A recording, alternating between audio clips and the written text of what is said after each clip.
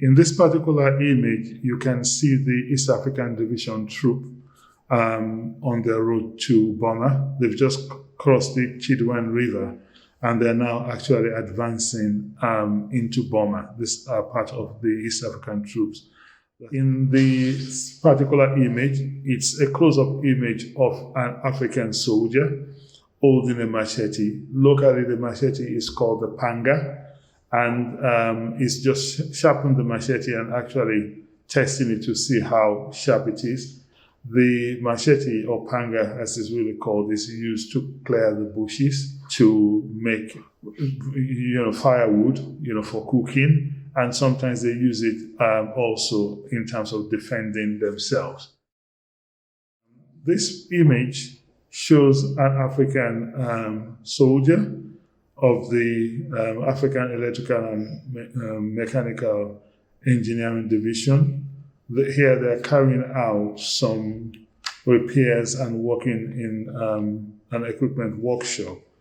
Some of the Africans were trained specifically to be able to maintain equipment and machinery, apart from actually fighting, and this image is obviously showing one of them. This officer is Officer Azan, and is holding a model of a submarine, which is actually using to kind of lecture his African audiences, obviously showing them the capabilities and how the submarine. This image shows Lieutenant Bowaski and one of the soldiers from the West African Infantry Brigade of the 81st Division. Is actually instructing him on how to use the mortar. And, this is actually, again, in the Burma campaign in 1945, January. So we wanted to kind of look at the Second World War, be it from the various perspectives and the various theaters of war. And we are pleased to have the opportunity to work with the Civil Aid Museum again, because we did some similar work around the First World War, which was very well received. So this particular project is actually looking at the African colonial soldiers involved during the Second World War. And in this area, this is actually the kind of images showing us almost the kind of beginning of the war. And this particular image, the colored one, we talked about the British colonial empire, our allies, the colonies, is actually quite an interesting one, because it's a recruitment image. But if you look closer, you will find that the colonies are a part of the war. There are different countries from both the Caribbean and Africa. They are listed in alphabetical order. So it gives you a whole sense of how much the colonies were actually involved in the Second World War. It's all kind of listed alphabetically, and you can see here from Barbados to St. Kitts, talks about the Gambia, Nigeria, Sierra Leone, and so on and so forth. So it's an image that gives that representation in terms of the amount of soldiers who are involved. And is that what was sent out when they were recruiting people? Yes, it was. They had quite a few, but this is one of those that was actually sent out, obviously, to kind of encourage some of the young soldiers or the young men to kind of join. At that time, one of the things to also remember is that the countries that we're talking about were colonies. So there's already an affiliation with the British Empire, as it were.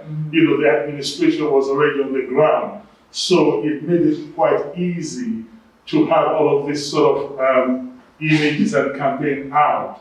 And of course, one of the things as well was that the army actually paid regular wages. You could have uniforms, you could have regular meals. So it felt like something that was obviously worthwhile for some of these young men to be involved with as well.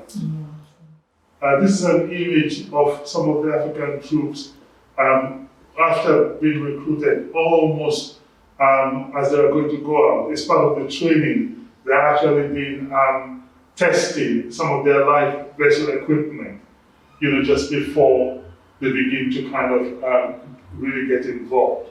The image next to it, as you can see, is one of the young soldiers, who are simply joined.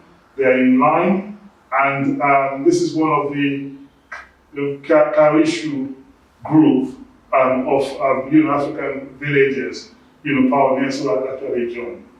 The one lower here is obviously from East Africa, showing the soldiers from East Africa who joined from Uganda, Zambia, and Kenya are mainly called the Askaris. And this is the Askaris who have actually joined. You can see them obviously going now into the vessel with their sacks, with their equipment and the materials about to be transported to the Far East. But having said that, as we will see, that even some of the clashes in the Second World War that were actually on the continent itself, because there was in Somalia, Italian Somalia, French Somalia, as well as British Somalia, and there were clashes between the British as well as the Italians, even though it was actually in Somalia as well. So this is kind of depicting the recruitment image and at the early stages, where the soldiers are beginning to leave for battle. So they left behind families, didn't they? Yes, they would have. And how much support was given to those families when these men left? I don't think that there was actually much support. Having said that, one needs to realize that a lot of stayed in 70 or 75 years. But I think mainly it was obviously to be able to kind of send correspondence to the families. But in terms of maybe the soldiers themselves might have been able to send maybe some of their pay. But I think that was probably what it was. Is that some of these images are actually in the UK after the war. Yes. So this image is actually at Kensington Gardens, and it's actually the tent that was actually built after the war, just before the victory parade. And this is actually one of the images of the soldiers, obviously cooking. So this is actually in Kensington Gardens. But it obviously gives you the same kind of sense of what it must actually be on the camp itself. And here, after cooking, you find that the soldiers from the various regiments there are actually then having the queue to have their meal. Up here, after the meal, they're obviously having a game to kind of relax. After they finish their meal. In this particular slide, this represents more of what it was like for the soldiers being away from home. And here they're obviously reading the newspaper to get some sort of information of what was actually happening to people at home, how the war itself is obviously raging, how things are going. So we can obviously see that they're gathered together to kind of read some of the information from home. This is a much more closer picture of some of the soldiers that I was saying earlier who were involved in fighting in terms of the Somaliland in the area of Mogadishu against the Italians, because that obviously represented almost the same kind of opponents or friction between Britain and Italy. In this particular image, which has got about 20 men, they're actually carrying what they call the grader, which they would obviously position to be able to allow them to launch some mortars and offensive weaponry. So you've got about 2 men on each side, with about 4 rows, kind of a number of about 16 or about 20. And then if you look closer, that's obviously one of the British commanders, obviously giving them some instruction in terms of what to do. Again, this image illustrates that I suppose most of the time we often think about the soldiers being involved only in the war on the war front, but actually some of them are training in some other areas. Some of them were trained as medics, some of them worked in terms of maintenance and equipment, and this is obviously an image where they're obviously making repairs and maintenances in the workshop.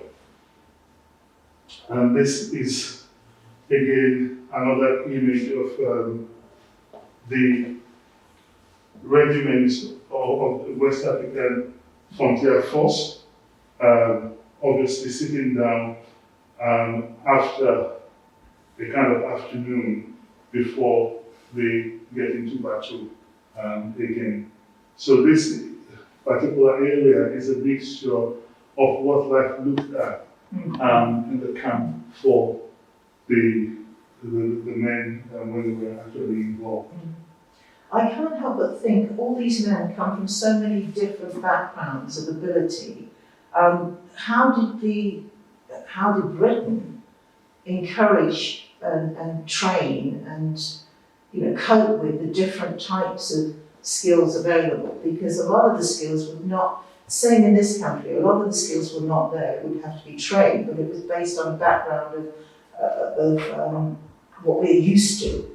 Was that something that happened in these countries, or did you? It did happen because in the particular life story, which is obviously being shown here, the man, Isaac Fadeyewo, when he joined at the age of 16, but he had already completed primary 6, and the British were so short-staffed, that once they were able to advertise and he joined, they didn't go through any further procedure. He was just sent a week or 2 after he enlisted to train as a medic, because they needed so much manpower whilst the war was actually going on. But I think one of the interesting things that I found is that because English was actually a language that was used widely in the colonies, it must have helped them to be able to actually pull these men together. Because even when we talk about the West African Frontier Force, they recruited men from Nigeria, from Sierra Leone, and they took part of them when they started their training in Nigeria to Sierra Leone. And then on their way to India, they stopped at Cape Town. And then after Cape Town, they took them into India. And they do some jungle training in India before sending them to Burma. So at least the communication must have helped, because at least they could find a common language. Yes. I imagine that if they didn't speak some kind of common language, it would have actually been much more difficult. And even for the instruction and the command that was given to them. Quite an amazing feat, really. Yeah, the organisation. I think there are 2 interesting images in this corner. The 2 images here are the images towards the end of the war. And one of it, as you can see, the top image is actually the guns and the weapons. Can you see the layers of them being kind of surrendered? The part of it after the war. And in the bottom one, the soldiers from East Africa, having just defeated the Italians, they are now carrying the plaque which the Italians used to actually use to mark their boundary They're not taking that away to kind of signify that that boundary does not belong to them any longer. So it's actually quite two interesting images of defeat, and obviously the pile of weaponry that's actually been piled together to kind of signify that. Amazing. I thought that was a twig construction. I don't know why, but it's Well, actually when you realise that they're all it's all piles of amazing. weapons that we actually use to almost kind of signify that it's over. What really happened during the war, Yeah. and some of them on the road to war. The top one on the left is actually one of the most interesting ones. Those elephants have been captured from the Japanese, but they've actually been used to actually deliver supplies to the men. The jungle in the Arakan, which is actually in Burma, were very dense jungles. And one of the ways by which they provided supplies was either to drop them from the air, which sometimes was dangerous because then the aircraft could be shot, but also to kind of actually supply them on the elephant backs. And so those are the supplies there on top of the elephants, for the men. So that in itself has maintenance issues, doesn't it? Catering for those large animals to get them through. Yes, to be able to get them, to be able to get the elephants to bring the supplies.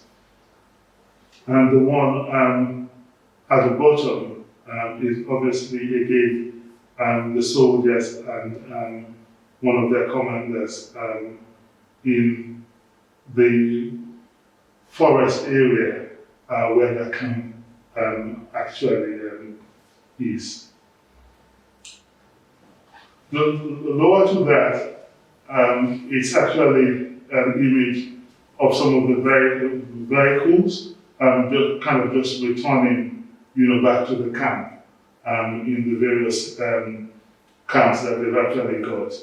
And the one right at the bottom, I think speaks for itself, is there you can actually see there's an injured soldier that's actually been treated in a makeshift camp. There is on the stretcher and obviously trying to help him with his injuries. These other images, like we've said, whilst there was a lot of infantry soldiers on the ground, there were also the ones that actually fought by sea. And that is obviously an image of some of the men on top, examining the vessel just before they leave. And the one right at the bottom of it, they are actually probably asking questions in terms of how some of the mortars and these weapons would work on the sea. In the images there, you can actually see that they're actually being transported, sitting with their backs next to each other on the way. And that's the image on top. The one at the bottom is an interesting one. You will see there, if you look closely, it's a mixture of some of the African soldiers and some of the Indian soldiers. When they've just arrived, like I mentioned earlier on, when they left Cape Town, they first of all went into India to have some kind of jungle training before being deployed to Burma. And here is actually an image actually showing them in the midst of some of the Indian soldiers who, of course, also fought on the side of the British. They look so proud, don't they? Yeah, they look so proud, they look so lively, as they've kind of arrived. And that's a close image of some of the pioneer soldiers in the Karachi who have actually joined the war. That's just one large image in the corner. This is the East Africans, and it's just showing different smaller images of how they've been involved in the war. So this will be a history. Yes. Yes. So it shows them serving different capacities.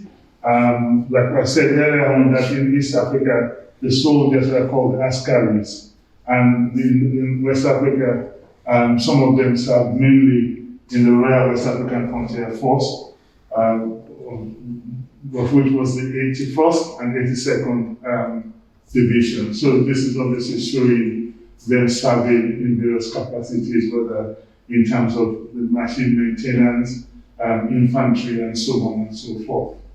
And so that's kind of giving a snapshot of their various involvement. These two images is actually in the UK, and this is one is in Victoria, and this is the Salvation Army hostel, and this is a group of men who have actually been involved in the war, taking a picture outside the hostel in Victoria. In this image, as it's again the Buckingham Palace, and you can obviously see the same group of men outside the palace. Yeah, it feels like the same people. Yeah. Yeah. And yes. Yes, you can see them outside in the Buckingham Palace in this image, and this is obviously after the war. In the image down here, that is another image of victory. As you can see, that is the Japanese flag, and they're obviously the holding of the Japanese flag after the victory has been announced. In this image, it's a parade, a victory parade, and that is the Governor General in Sierra Leone, which is obviously one of the countries where the soldiers were actually recruited from, saluting the men and women who had actually been involved in the victory parade in this particular image. So, Yeah, it's fascinating. Super fascinating. They're getting all these pictures in front of us, it just brings it highlights people's life. yes, and I think it's also a picture which kind of illustrates part of the war effort both on the continent and part of some of it happening, after the war ended, just like in this one, the tents, and getting things ready, it's just before the victory parade. Yes.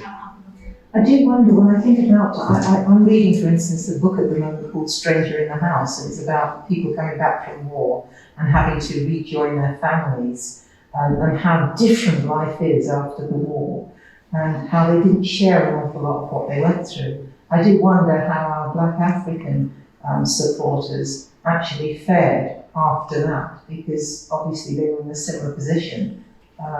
It would be interesting to know how they coped, because there was not much put in place for the British soldiers that were here. So how much would have been put in place for the African soldiers? No, there wasn't. I suppose some of them fared better than each other. I mean, in the image that's behind you, the man who's who in the film, actually, I should say, he was able to live until 86 years of age, but he joined quite early, at 16. And when he went back, he retrained himself. He worked in the civil service, and so on and so forth. But the other man with which he escaped after they were shot, the other man was from Sierra Leone. He died, I think, in his 40s, quite young. He left a widow. He had some grandchildren. But obviously, his legs and the wounds he sustained, when I actually followed the story of the other man, he did get a bit of medical help immediately after. But I think he couldn't actually use his legs properly. And in the end, he died in his 40s, probably 47. So I think it was kind of very similar in terms of when they were discharged. Obviously, some of them were able to get some kind of work. But for those who were educated, it was better. But for those who were not so much, they found life being much more difficult Yeah. after they were discharged.